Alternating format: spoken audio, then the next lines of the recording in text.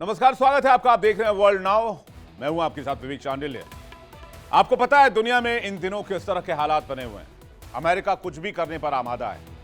कभी tariff war, कभी किसी देश के साथ जंग, कभी किसी देश के राष्ट्रपति को किडनैप, कभी ट्रेड डील की धमकी, कभी ट्रेड डील के लिए प्रेशर। पूरी दुनिया में इस वक्त अव्यवस्था का माहौल है और इसलिए वर्ल्ड नाउ एक ऐसा शो है जिसमें आप दुनिया के बारे में जानते हैं, जंगी मोर्चों के बारे में जानते हैं, वॉर के बारे में आप समझते हैं, बड़ी खबरों को जानते हैं। वर्ल्ड नाउ में आज हम आपको क्या दिखाने वाले हैं, सबसे पहले उसकी एक झलक देख लेते हैं। सबसे पहले बात होगी अमेरिका और ईरान के जंग की। डोनाल्ड ट्रंप जिस क्विक विक्ट्री के सपने देख रहे थे वो अब जमीन पर बिखरते नजर आ रहे हैं। ईरान की सरहद पर उत्तरी अमेरिकी सैन्य ताकत, लेकिन जीत की तस्वीर अभी धुंधली। जिस वॉर प्लान के दम पर ट्रंप ताकत दिखा रहे थे वही प्लान लड़खड़ाता दिखाई दे रहा है। मिडिल ईस्ट की आग में अमेरिका कूद तो पड़ा है, लेकिन सवाल यह है क्या यह जंग ट्रंप के कंट्रोल में है या फिर ईरान ने अमेरिका को अपने ही जाल में उलझा दिया है। शतरंज के इस बिसात पर कौन कौन से मोहरे चल रहा है, कौन किसे शहमात देने की कोशिश कर रहा है। वर्ल्ड नाउ में आपको बताएंगे अमेरिका ईरान टकराव को लेकर हर अपडेट, हर ब्रेकिंग न्यूज, हर बड़ी खबर, वॉर मैप, रणनीति और वो सच्चाई जो व्हाइट हाउस अब तक छिपा रहा था। वर्ल्ड नाउ में बात आज उस ट्रंप की करेंगे जो पूरी दुनिया को टैरिफ की धमकियों से डराते रहे, जो कहते रहे अमेरिका पहले बाकी सब बाद में, यानी कि America first, make America great again.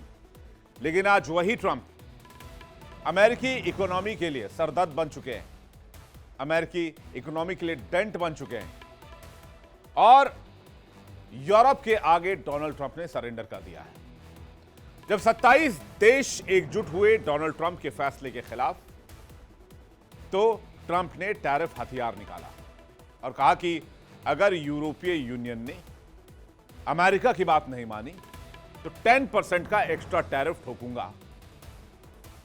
इसके जवाब में यूरोपीय यूनियन ने ट्रेड बाजूका की चेतावनी दी और यह बाजूका इतना खतरनाक निकला कि डोनाल्ड ट्रंप की सारी हेकड़ी धरी की धरी रह गई।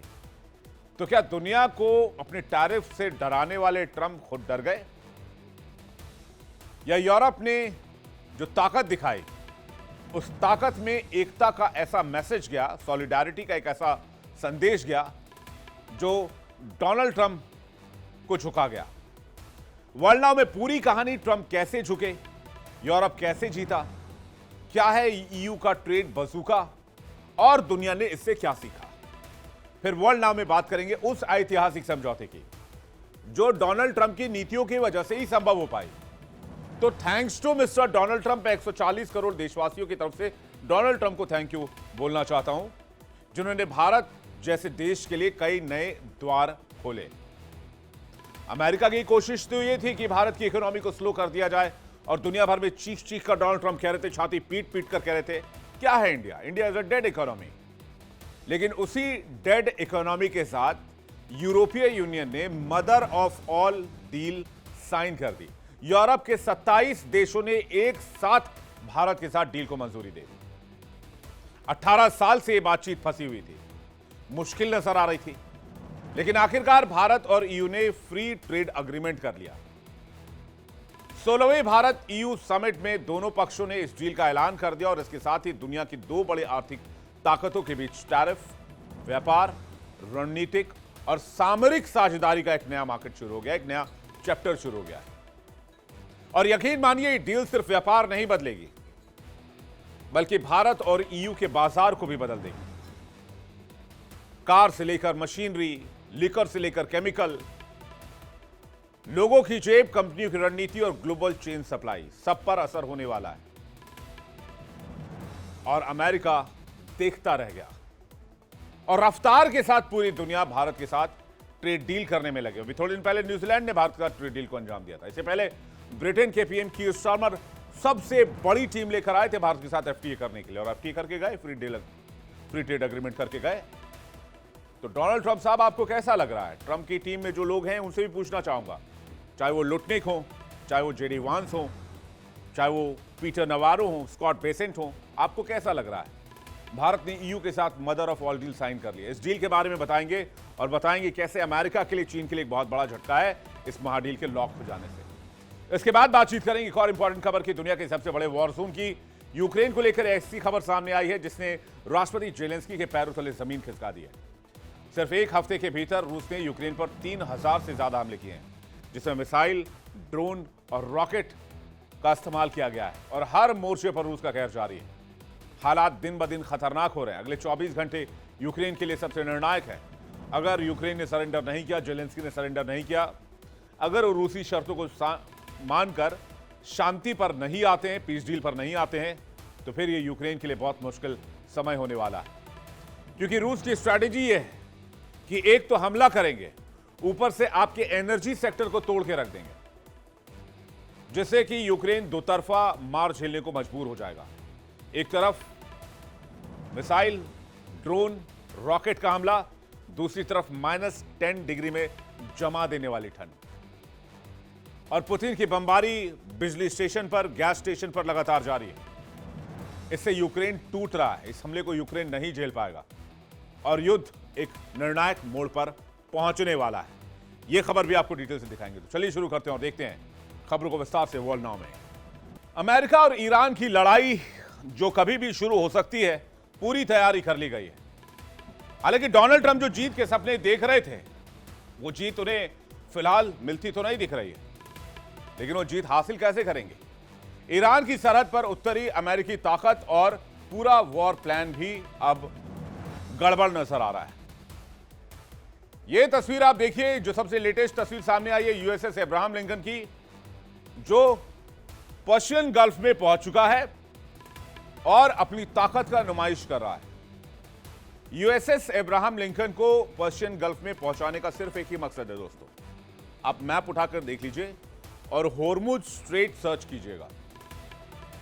होर्मुज स्ट्रेट को सिक्योर करने के लिए यूएसएस अब्राहम लिंकन को लाया गया, जिससे कि खाड़ी के देशों से निकलने वाला तेल निर्बाध तरीके से होर्मुज स्ट्रेट से बाहर आता रहे, उसको ईरान ब्लॉक ना कर पाए। डिटेल से बताएंगे, पहले पूरी कहानी समझिए।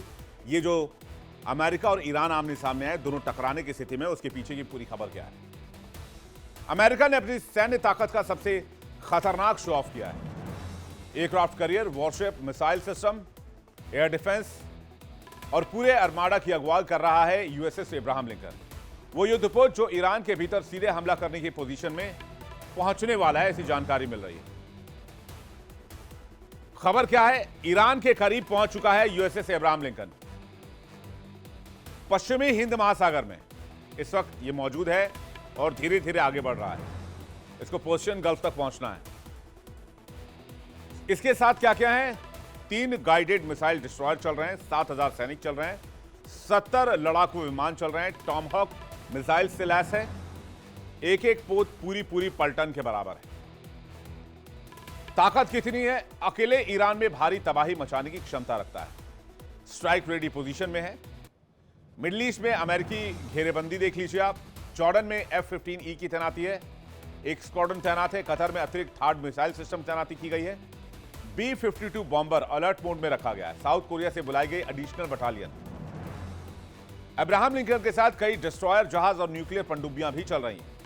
एयरक्राफ्ट कैरियर पर 48 से 60 F-A-18 फाइटर जेट मौजूद है। ये बिना ईंधन भरे 2300 किलोमीटर तक मार कर सकते हैं। लेकिन इसी बीच अमेरिका को मिडिल ईस्ट से करारा झटका भी लगा है, क्योंकि जिस मिडिल ईस्ट को अमेरिका अपनी ढाल समझ रहा था, वहीं से अब मुल्क अमेरिका को पीठ दिखाने लगे। ईरान में जारी विरोध प्रदर्शन के बीच अमेरिका ईरान पर तख्ता पलट करना चाहता है। मकसद साफ है, खामनेई की सत्ता को हटाओ और तेहरान में अमेरिकी समर्थित सरकार लाओ। ईरान को न्यूक्लियर ताकत बनने से रोको। लेकिन इस हमले के लिए अमेरिका को चाहिए था मिडिल ईस्ट में अपने सबसे बड़े साथी देशों का साथ। लेकिन सऊदी अरब, कतर, यूएई, 3 देशों ने अमेरिका को सीधा नो कह दिया है। इन देशों ने क्लियर कह दिया है कि वो अमेरिका को अपनी जमीन, हवाई क्षेत्र या सैन्य अड्डों का इस्तेमाल ईरान पर हमला करने के लिए नहीं होने देंगे और न ही कोई लॉजिस्टिक मदद देंगे। यूएई ने जोर दिया है कि मौजूदा संकट का हल तनाव कम करने, अंतर्राष्ट्रीय कानून का पालन और देशों की संप्रभुता का सम्मान करके ही निकाला जा सकता है। यह बयान ऐसे वक्त में जारी किया गया है जब अमेरिकी सैन्य तैनाती ईरान के चारों तरफ है। इससे ट्रंप प्रशासन का ईरान के खिलाफ कोई बड़ा सैन्य अभियान चलाने का प्लान अब खटाई में पड़ता नजर आ रहा है। ये तीनों देश ईरान की अनजाने में ही सही लेकिन ढाल बने हुए हैं। वहीं सऊदी अरब ने भी निजी तौर पर अमेरिका को बता दिया है कि वो अपने सैन्य अड्डों या हवाई क्षेत्र का इस्तेमाल ईरान पर हमले के लिए नहीं होने देगा। सऊदी अरब ने ईरान को भी यह मैसेज दिया है कि उसकी जमीन या हवाई क्षेत्र से कोई हमला नहीं होगा। यह फैसला इसलिए अहम है क्योंकि खाड़ी से ईरान तक का सबसे छोटा और आसान रास्ता सऊदी हवाई क्षेत्र से गुजरता है।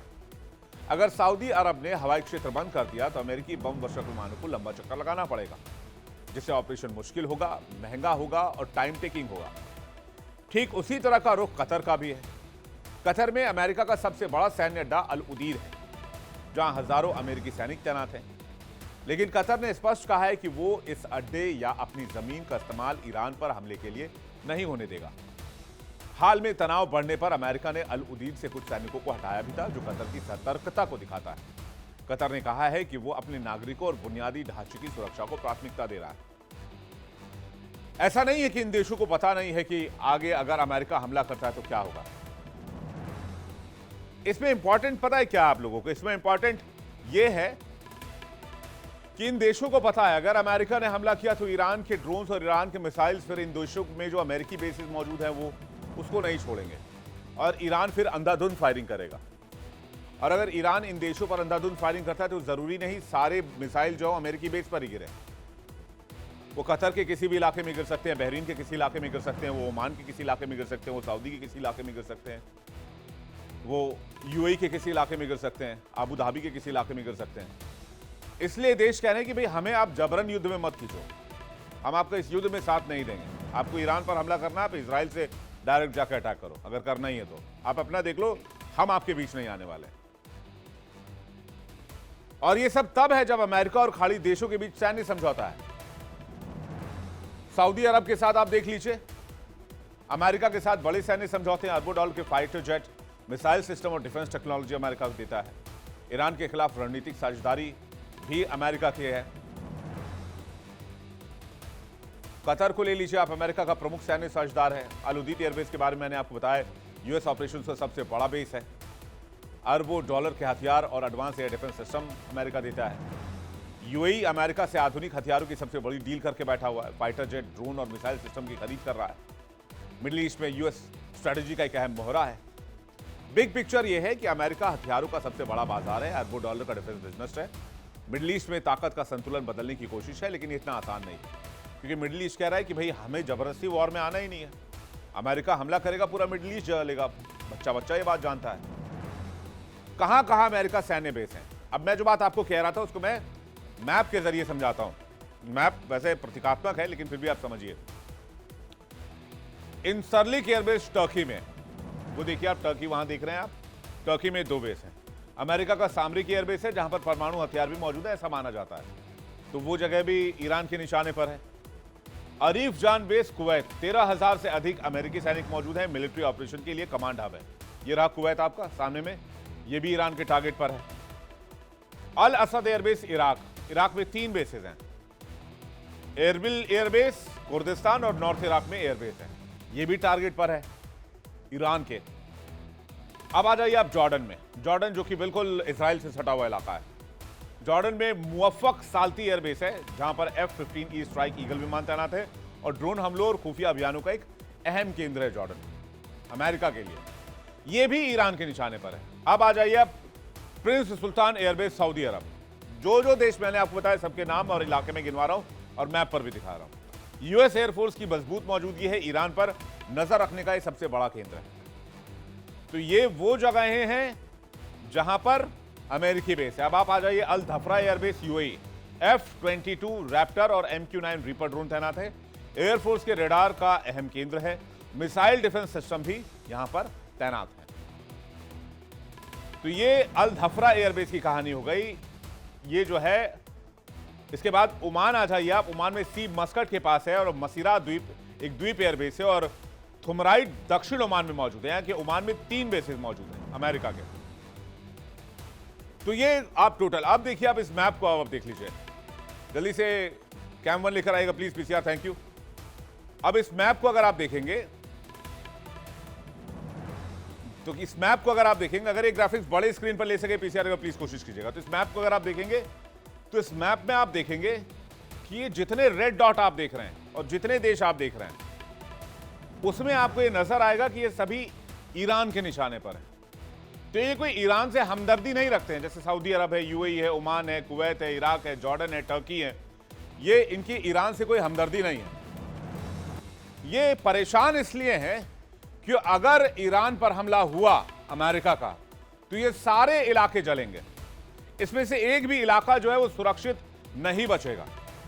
ये सारे इलाके में बम फटेंगे, मिसाइल फटेंगे, ड्रोन फटेंगे और सब निशाने पर होंगे ईरान के।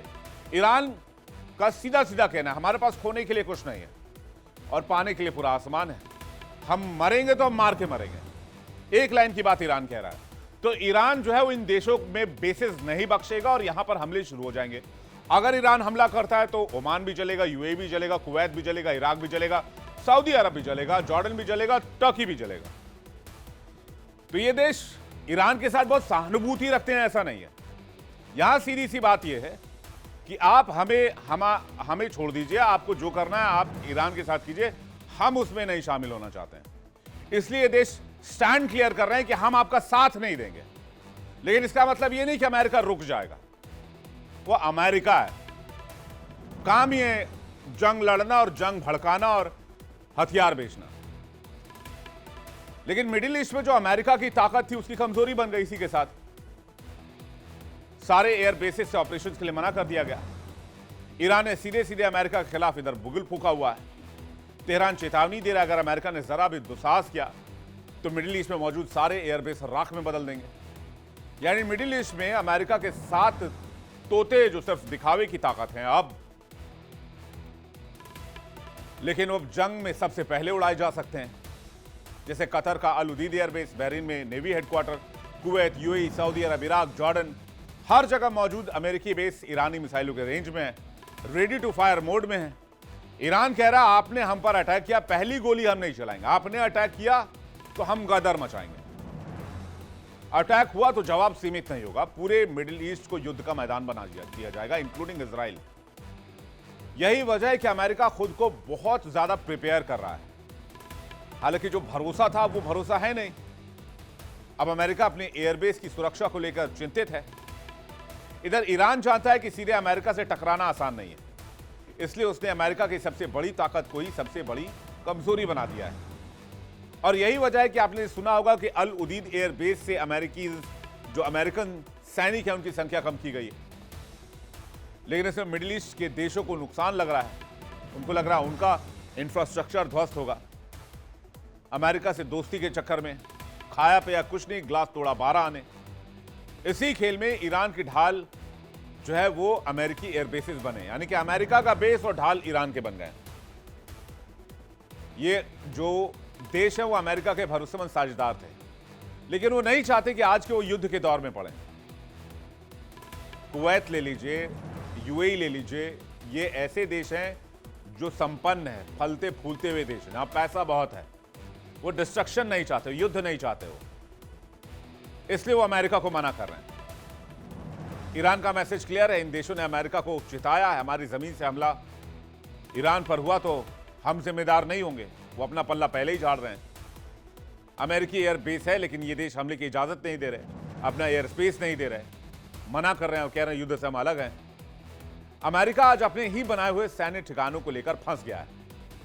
ईरान का प्लान साफ है, अगर हमला हुआ तो ईरान नहीं पूरी खाड़ी को जलाकर खाक कर देंगे, हॉर्मुज़ स्ट्रेट बंद कर देंगे, तेल सप्लाई रोक देंगे, शिपिंग रूट बंद कर देंगे। अमेरिका के सहयोगी देश भी इसमें चपेट में आ जाएंगे। तो पेंटागन की अब सबसे पहली प्रायोरिटी है कि पहले यह प्लान तैयार कर लिया जाए कि हॉर्मुज़ स्ट्रेट को कैसे सिक्योर किया जाए और अमेरिकी बेसेस को कैसे सिक्योर किया जाए और इन देशों को कैसे सिक्योर किया जाए। इसलिए जंग इतना आसान नहीं। ईरान अकेला नहीं है।